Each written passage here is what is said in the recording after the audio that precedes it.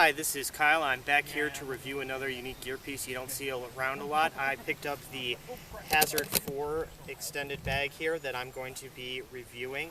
And there's not a lot of reviews out there, but I figured I'd take a chance out there after seeing some of the SHOT Show previews of this thing and pick it up. It's kind of advertised as a covert carry bag. I don't feel it really fits that description, because if you've got something slathered in molly and a tan or camo pattern, everybody knows that you're probably carrying a firearm or weird shit or whatever and stuff like that. So, in some sense, it is not going to be a real covert bag. I mean, is it going to stand out less to people who know nothing about this stuff over a gun case? Yes. Are you trying to sneak around with something that you're going to carry that's going to hold a firearm? No. If people know anything about firearms, they know what this is. But it is what it is. It's a great bag alternative to the Esotec series, because the Esotec extended go bag is a bit shorter than this and doesn't hold nearly as much stuff. This has like 3 external pockets, which are all a decent size. I have this loaded up for holding a complete airsoft rig, so it can be used for stuff like that, or you can use it to hold a real steel like a go bag or something like that, or you could have it set up to take to the range if you have an AR that you want to do that, or an SBR.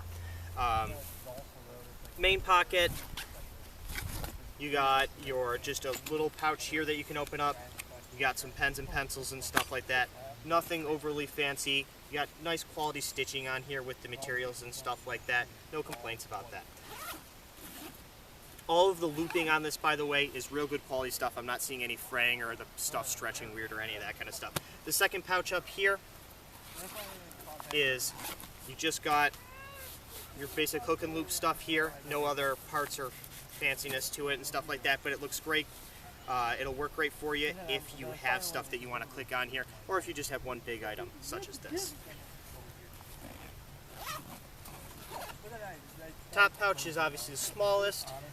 There is no hook and loop, there is no sub pouches, but if you wanted just to stuff something in there, it works.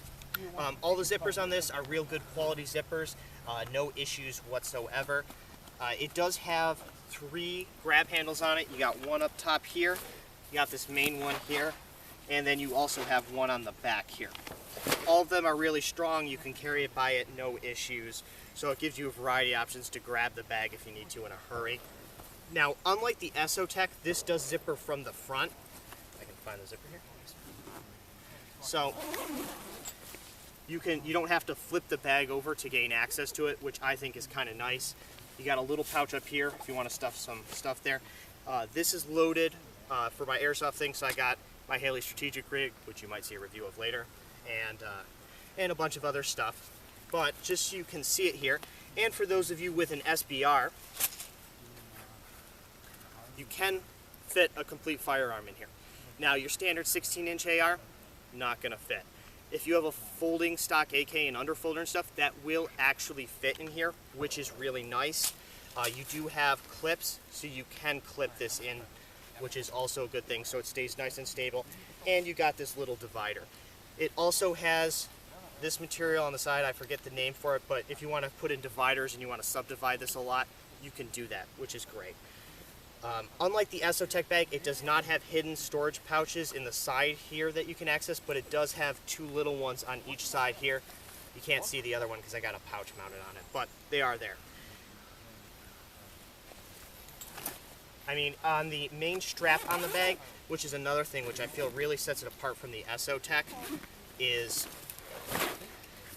it has a clip to stop rotation on it, which I feel is really nice, because my only problem, when I always go with an over-shoulder the bag, if I'm on a bike or if I'm bouncing around or something like that, they tend to want to swing and rotate under. Once you get into a longer bag, and if you have something like a rifle holding it stable, not as big of an issue, but it's just a little nice thing that I like a lot. The strap itself is well padded, very comfy, even when I have all this stuff loaded into it, not an issue to carry at all. The back here, it's not an air mesh.